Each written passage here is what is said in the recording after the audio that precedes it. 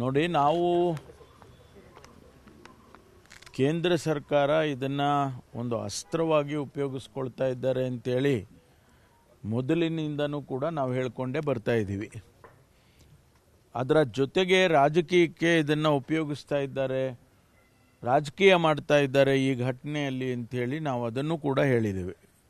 ಎರಡು ಆಪಾದನೆ ನಾವು ಮಾಡಿರ್ತಕ್ಕಂಥದ್ದು. ಈಗ ಅದು ಪ್ರೂವ್ ಆಗಿದೆ.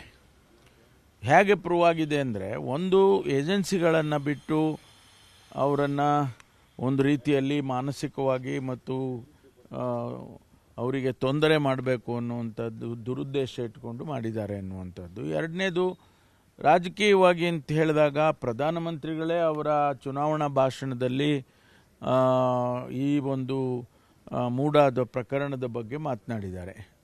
ಅಂದರೆ ಅದು ರಾಜಕೀಯಕ್ಕೆ ಹೋಯ್ತಲ್ಲ. ಹಾಗಾಗಿ ನಮಗೆ ಇದು ಭಾರತೀಯ ಜನತಾ ಪಾರ್ಟಿ, ಜನತಾದಳ ಇದೆಲ್ಲವೂ ಸೇರಿಕೊಂಡು ಎಲ್ಲೋ ಒಂದು ಕಡೆ ದುರುದ್ದೇಶದಿಂದ ಸರ್ಕಾರವನ್ನು ಅಸ್ಥಿರ ಮಾಡಬೇಕು ಅಂತೇಳಿ ಹೊರಟಿದ್ದಾರೆ ಎನ್ನುವಂಥದ್ದು ನಮ್ಮ ಆಪಾದನೆ. FIR ಆದಮೇಲೆ ಒಂದು ರೀತಿಯಲ್ಲಿ ಸಂಕಷ್ಟ ಎದುರಾಗುತ್ತೆ ಅನ್ನುವಂಥದ್ದು ಸರ್. ಅಲ್ಲ, FIR ಈಗಾಗಲೇ ಆಗಿದೆಯಲ್ಲ. FIR ಆಗಿದೆ, ತನಿಖೆ ಮಾಡೋದಕ್ಕೆ ಹೊರಟಿದ್ದಾರೆ. ತನಿಖೆ ಮಾಡೋದಕ್ಕೆ ನಮ್ಮದೇನು ತಕರಾರಿಲ್ಲ ಅಂತಲೂ ಕೂಡ ನಾವು ಚೀಫ್ ಮಿನಿಸ್ಟರ್ ಹೇಳಿದ್ದಾರೆ, ತನಿಖೆ ಮಾಡ್ಕೊಳ್ಳಿ. ಈ ಮಧ್ಯದಲ್ಲಿ ಅವರ ಶ್ರೀಮತಿಯವರು ನಮ್ಮ ಯಜಮಾನರಿಗೆ ರಾಜಕೀಯದ ದುರುದ್ದೇಶದಿಂದ ಅವರಿಗೆ ತೊಂದರೆ ಮಾಡ್ತಾ ಇದ್ದಾರೆ, ಹಾಗಾಗಿ ನನಗೆ ಈ ಸೈಟ್ಗಳನ್ನ ಇಟ್ಕೊಂಡು ಏನು ನನಗೆ ಆಗಬೇಕು ಅಂಥೇಳಿ ಅವರು ವಾಪಸ್ ಕೊಡ್ತಕ್ಕಂಥ ತೀರ್ಮಾನ ಮಾಡಿದ್ದಾರೆ. ಈಗ ಮುಂದೆ ಏನು ಕಾನೂನಾತ್ಮಕವಾಗಿ ಯಾವ ರೀತಿ ಅವರು ವಾಪಸ್ ಕೊಟ್ಟ ಮೇಲೆ ಏನು ಬೆಳವಣಿಗೆ ಆಗುತ್ತೆ ಅದನ್ನು ಕಾದು ನೋಡೋಣ. ಈಗ ಸೈಟ್ ವಾಪಸ್ ಕೊಡೋ ವಿಚಾರಕ್ಕೆ ಸಾಕಷ್ಟು ಟೀಕೆ ವ್ಯಕ್ತವಾಗ್ತಿದೆ ಬಿಜೆಪಿಯಿಂದ. ನೋಡ್ರಿ, ಏನು ಮಾಡಿದ್ರು ಟೀಕೆ ಆಗ್ತಾ ಇದೆಯಲ್ವಾ. ನೀವು ವಾಪಸ್ ಕೊಟ್ಟರು ಟೀಕೆ ಆಗ್ತಾ ಇದೆ, ಕಾನೂನಾತ್ಮಕವಾಗಿ ಫೈಟ್ ಮಾಡ್ತಾ ಇದ್ರು ಟೀಕೆ ಆಗ್ತಾ ಇದೆ.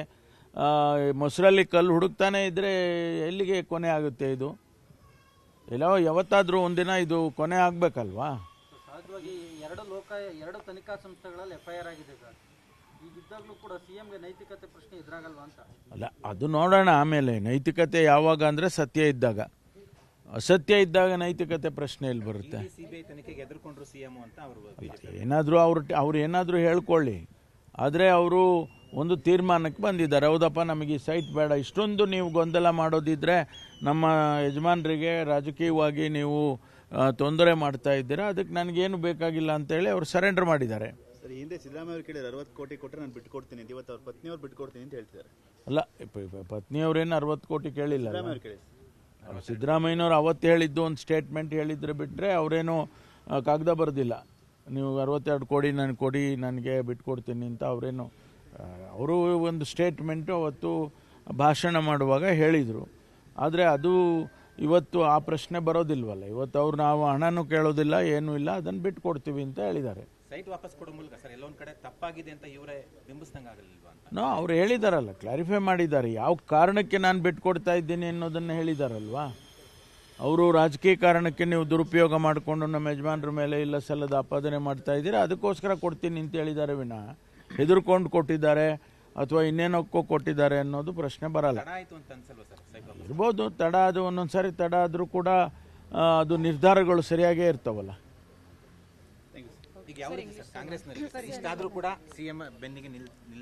ಹೌದು, ನಾವೆಲ್ಲ ನಮ್ಮಲ್ಲಿ 136 ಜನನೂ ಕೂಡ ಶಾಸಕರು ಮಾನ್ಯ ಮುಖ್ಯಮಂತ್ರಿಗಳ ಬೆನ್ನಲ್ಲಿ ನಿಂತಿದ್ದೇವೆ. ಯಾವುದೇ ಕಾರಣಕ್ಕೂ ಕಾಂಗ್ರೆಸ್ ಪಕ್ಷ ಅವರ ಜೊತೆಯಲ್ಲಿ ನಿಲ್ಲುತ್ತೆ. ಅದನ್ನು ಹೈಕಮಾಂಡ್ನವರು ಕ್ಲಾರಿಫೈ ಮಾಡಿದ್ದಾರೆ, ನಾವುಗಳು ಕೂಡ ಕ್ಲಾರಿಫೈ ಮಾಡಿದ್ದೀವಿ. AICCಯ ಅಧ್ಯಕ್ಷರೇ ಹೇಳಿದ್ದಾರೆ ನಾವು ಅವ್ರ ಜೊತೆಯಲ್ಲಿ ನಿಲ್ತೇವೆ ಅಂತೇಳಿ. ಅದು ಗೊತ್ತಿಲ್ಲ, ಅದು ಲೋಕಾಯುಕ್ತದವ್ರು ಹೇಳಬೇಕು ನಮಗೆ ಹಿನ್ನಡೆ ಆಗುತ್ತೆ ಅಂತ. ಕನ್ನಡಿಗರ ಮೆಚ್ಚಿನ ನಿಮ್ಮ ನ್ಯೂಸ್ 18 ಕನ್ನಡ ಈಗ ವಾಟ್ಸ್ಆಪ್ನಲ್ಲಿಯೂ ಲಭ್ಯ. ಕರ್ನಾಟಕ ಮತ್ತು ದೇಶ ವಿದೇಶದ 360 ಡಿಗ್ರಿ ಸುದ್ದಿ ವಿವರವನ್ನ ನೀವು ನಿಮ್ಮ ಕೈ ಬೆರಳುಗಳಲ್ಲಿಯೇ ಪಡೆಯೋದಿಕ್ಕೆ ಈ QR ಕೋಡ್ ಅನ್ನು ಸ್ಕ್ಯಾನ್ ಮಾಡಿ. ನಮ್ಮ ಚಾನೆಲ್ ಅನ್ನು ಫಾಲೋ ಮಾಡಿ, ನೋಟಿಫಿಕೇಶನ್ ಆನ್ ಮಾಡಿ.